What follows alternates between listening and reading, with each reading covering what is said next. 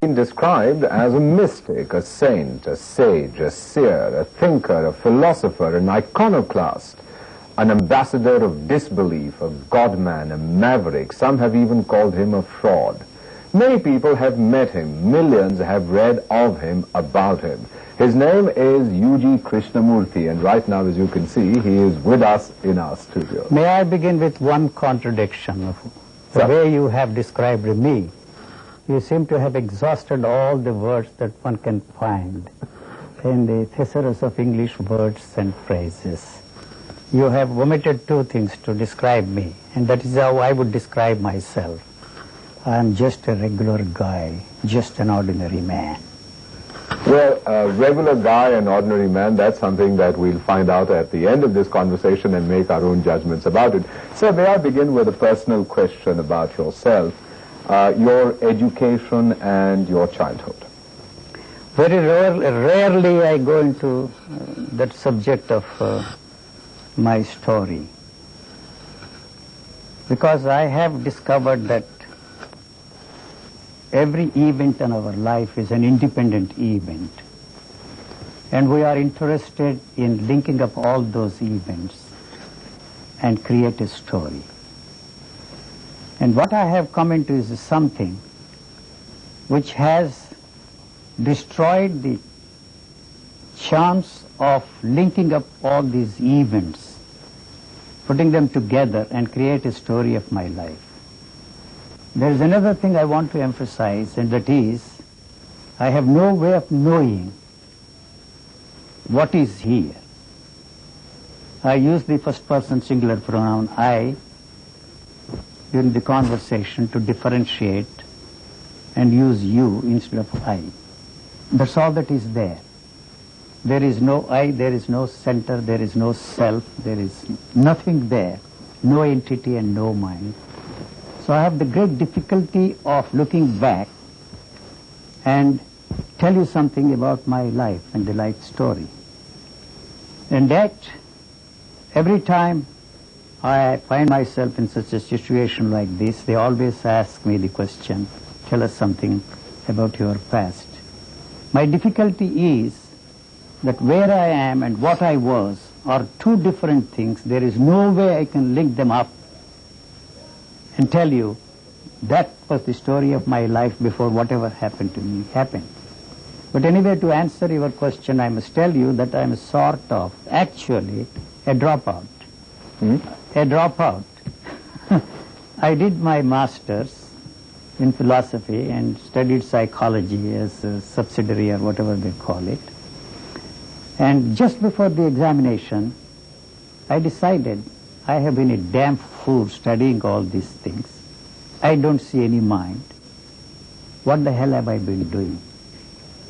And secondly, at that time I inherited a lot of money from my grandparents.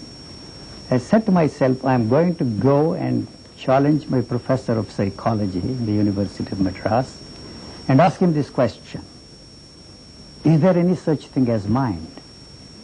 So I went up to him and asked him the question, is there a mind, and what the hell have I been doing these 3 years studying what you call psychology, the study of mental life? I don't see any mind here.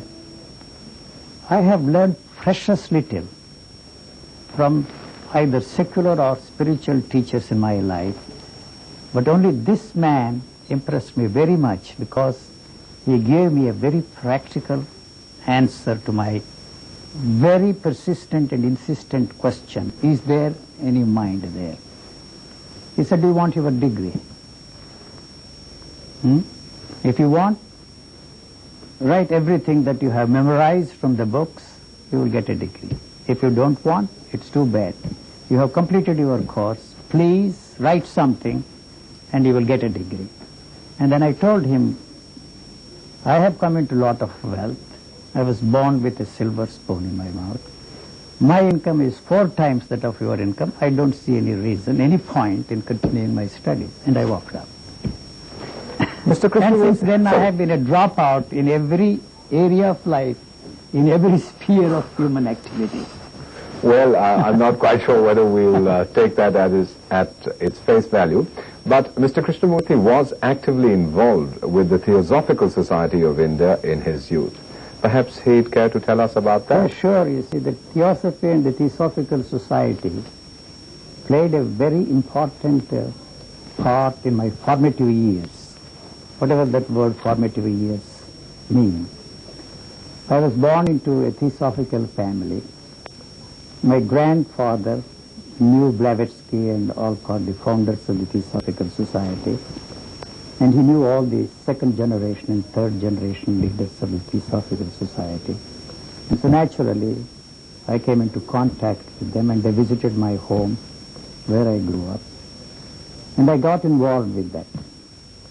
And apart from that, I found that my home was a strange amalgam of both the traditional and also the Theosophical slant put on the traditional thing. And that created a very strange feeling in me.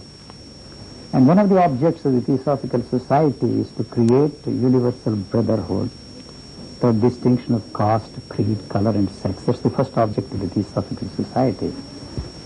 But when my grandparents and I visited the Theosophical Society, I found that the Brahmins had a separate section where the non-Brahmins were not allowed to eat. And that hit me so strong. What is it that's going on here? Here you say to create a universal brotherhood without distinction of caste, creed, and color. And here is a man who has been so closely associated with the Theosophical Society, not only has his lunches and dinners in a private section solely for Brahmins, and he also dragged me to join him there. And that set me thinking, what is this? There is something funny. And also I grew up in an atmosphere where I was surrounded by sages, saints, and saviors of mankind. I lived with masterminds. I lived with murderers, thieves, con men, name it. And yet that created a tremendous impact on me. And I very strongly felt there is something wrong in the whole business. I did not at that time use the word dichotomy. At the same time, I did not call them hypocrites. I told myself, after all, they are what they are, and they don't know what they are doing. So why is there this dichotomy? What they believe and what they do. What they preach and how they live. So this created a tremendous interest in me to find out by myself what is wrong here. Something is wrong with these people, and their teachings are false. If the teachings are false, the teachers also must be false. And the teachers that are there around me, claimants to whatever you want to call it, enlightenment, sagehood, saintliness, and all that kind of a thing, it doesn't operate in their lives. They are not even human. The inhuman quality was all that I could see in them, but I never called them hypocrites. And that's put me on this search to find out for myself and by myself, what is this all about? You know? And so I then asked myself, what is it that I want? What is it that I am thinking? I don't seem to have any thoughts of my own, and I don't seem to be interested in what they are insisting that I should do. These are not my wants, and I am, for some reason or the other, forced, brainwashed to believe that's what I should want. So it never occurred to me at that time, is there any want which I can call my own? And the only want, I keep repeating this all the time to emphasize and overemphasize, that is there any want which I really want other than what they wanted me to want? Yes, I wanted to be free from all the wants that they wanted me to want, and I did not know how to go about, and it never occurred to me this also is a want. Even this want, that I should not want what others wanted me to want, also a want. I did not know how to go about and resolve this problem for myself. There's one question that we particularly want to ask Mr. Krishnamurti, which is about why he decided to go public. In the early years of his life, he was, we are told, a very private person. And then all of a sudden he decided to go out into the world, meet people, and talk about what he believed in. How and why did this transformation take place? I will give you a straight answer. Something happened to me during the course of my life. As I said, nobody helped me. I had no way of finding out for myself the answer for my basic question, is there any enlightenment at all?